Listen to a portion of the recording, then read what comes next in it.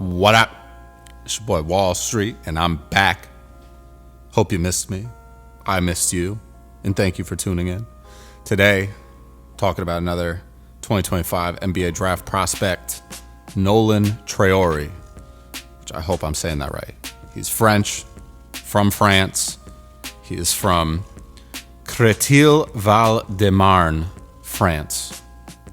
Hope I said that right. I think I did, though. I have a good feeling about that one. I think I did it right. He's point guard, 6'3", 175 pounds, and he's been playing professionally since 2021 for Centre Fédéral, and he is currently playing for Saint Quentin, which is in France. So I think this dude has, for some reason, fallen down the draft boards.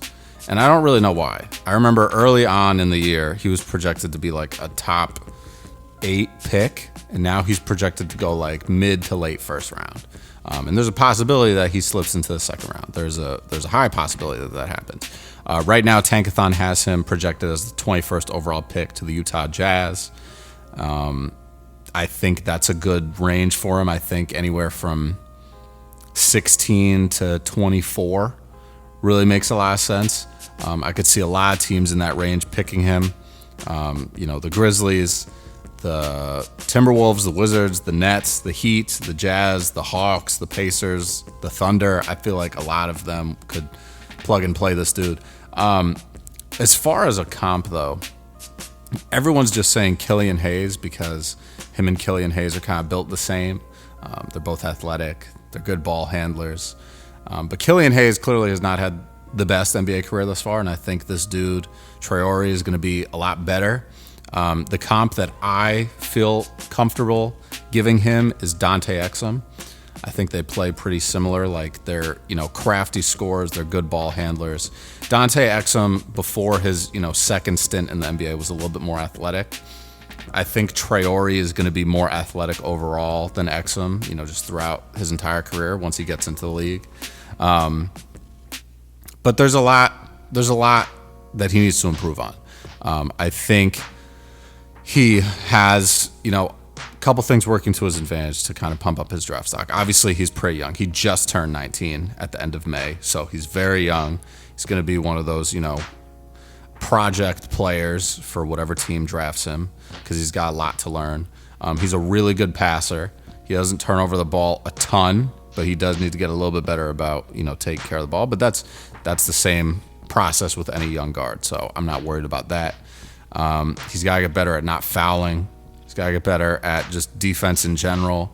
He's not the best rebounder, but he's going to be, I think his role in the NBA is going to be a guy that comes off the bench, at least for the first portion of his career. Guy comes off the bench. He's the primary ball handler for the bench unit, and he scores when he needs to and gets, guys good looks, right? I think that's it.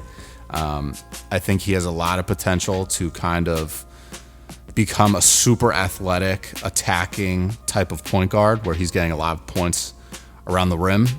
But he's got to upgrade his quickness a little bit. He's super athletic, but I still think it's going to be a different game once he gets to the NBA.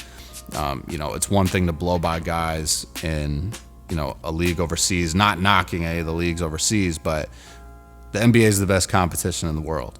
And for a 19-year-old kid to go from playing overseas to playing directly in the NBA is pretty tough. Like, it's very rare we get a guy like Luka Doncic who grew up playing basketball overseas and started playing professionally very young.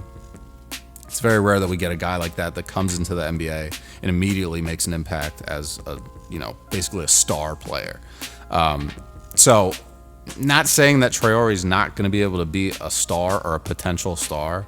I do think he has a lot of the tools that he needs to be a successful NBA player, but I think it's going to take a little while. I think he's got to learn the game a little bit more. Right now, a lot of it I feel like is raw athleticism coupled with a very good ability to handle the ball, right? But I wouldn't say he's the best three-point shooter, shooting 31% this past season in France. 41% overall from the field and 71% from the free throw line. So the stroke looks good. It just he needs more reps. Obviously, that's usually the case with any young player, and it's normal for a lot of these, good young players, especially athletic young guards, to come in the league and not have a jump shot. And I don't think that he doesn't have a jump shot. I just think he's going to need to figure out how to make his jump shot more impactful, and be able to, create space off the dribble and be comfortable taking that shot once he's created that space. I think once he has that, he's going to be a very tough player to handle, in terms of a defensive matchup. But, I always think like there's typically a reason, to kind of think that there's like, people always want to come up with a reason for why guys slide down the draft boards, right? And as I was saying, this dude used to be projected as like a top 8 pick early on in the season. And I think a lot of people are just saying, oh, well, it's this raw athleticism. He's a really good athletic guard, but who knows if his skills are going to be able to translate, if he's going to be able to shoot the ball at the NBA level. I think that's why he's sliding down. But I think it's super interesting to think about it the other way, right? Because this kind of happened with Deni Avdija in the 2020 NBA draft, where he was projected to be like a top 4 pick, and he slid down to number 9, got picked by the Wizards.